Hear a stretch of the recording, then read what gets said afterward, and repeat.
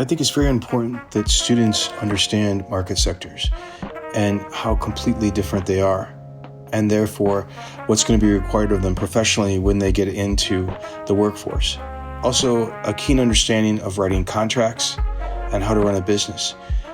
I feel actually all three of those categories are still missing somewhat in academia.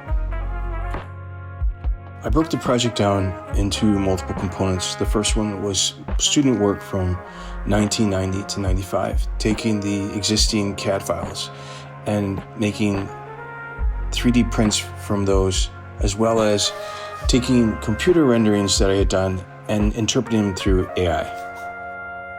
The second component was taking my professional A&E architecture and engineering experience from 1996 to 2003, selecting 3 projects from that period and doing the same thing, exploring 3D printing as well as interpretive AI based on different prompts.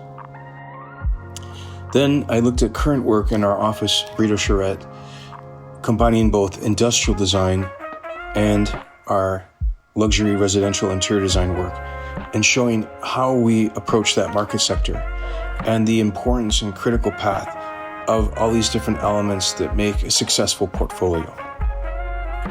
Also, I want to say a special thank you to Dr. Vladek Fuchs, who was my professor in my 3rd year for 2 semesters. He got to see again the project, one of my favorite projects that I did while a student, which was in Berlin before the renovation of the Reichstag. I'd like to thank the University of Detroit Mercy School of Architecture for inviting me to talk at the campus, and also I'm thrilled to have Dean Vogel there, as well as the invitation by Dean Pitera. It was a great honor.